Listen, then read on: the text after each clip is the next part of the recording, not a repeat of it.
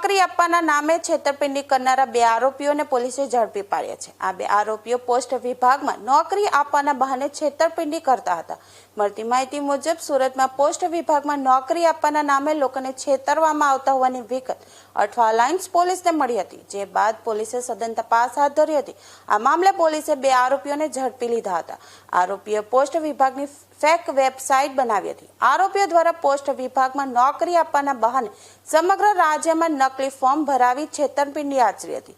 આરોપીઓ દ્વારા સુરતના 3 યુવકો પાસેથી પોસ્ટમાં નોકરી આપવાના નામે રૂપિયા 16.90 લાખ પડાવી લેવામાં આવ્યા હતા।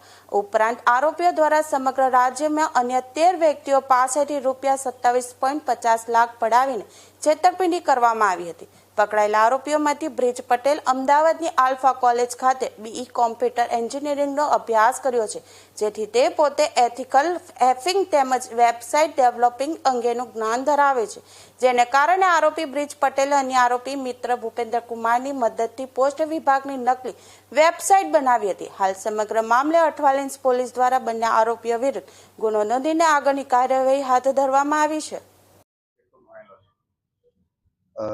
અત્રેના પોલીસ સ્ટેશન ખાતે એક સાયબર ક્રાઇમ અને ફોર્જરીનો ગુનો દાખલ થયેલ છે, જેમાં ભોગ બનનારને પોસ્ટ ઓફિસમાં નોકરી આપવાની લાલચ આપી તેઓને નોકરીના ખોટા મેસેજો આપને ઓર્ડર મળી જશે એવા મેસેજો કરી તેમજ વેબસાઇટ ઉપર ઓનલાઈન ટ્રેનિંગ લઈ અને તેઓની પાસેથી નોકરી આપવાના બહાને 16,90,000 જેટલી રકમની છેતરપિંડી કર્યાની ફરિયાદ દાખલ થયેલ, જે આધારે આરોપીઓ 2 આરોપીઓ છે હાલ બ્રિજ અને ભૂપેન્દ્ર।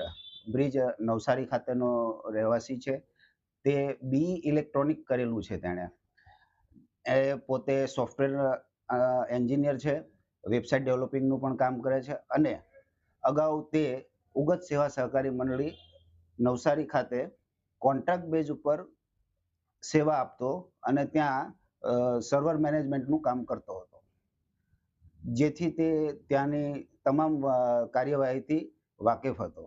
ત્યારબાદ તેણે ભૂપેન્દ્ર શર્મા, જે અત્રેના પોસ્ટ વિસ્તારમાં રહે છે, તેઓનો સંપર્ક કરી તેઓને બીજા ગ્રાહકો લાવી અને કમિશન પેટે તેમને રાખેલા અને પોસ્ટમાં નોકરી વાંચુને શોધી અને તેઓની પાસેથી પૈસા લઈ અને નોકરી અપાવશે તેવી લાલચ અપાવવાનું જણાવેલું, જેથી બંને ભેગા મળી અત્રે 3 જેટલા ફરિયાદીઓ આવેલા, જેઓનો આધારે ગુનો દાખલ કરેલ છે અને તપાસ દરમિયાન બીજા અન્ય 12 જણા ભોગ બનનાર જણાઈ આવેલ છે।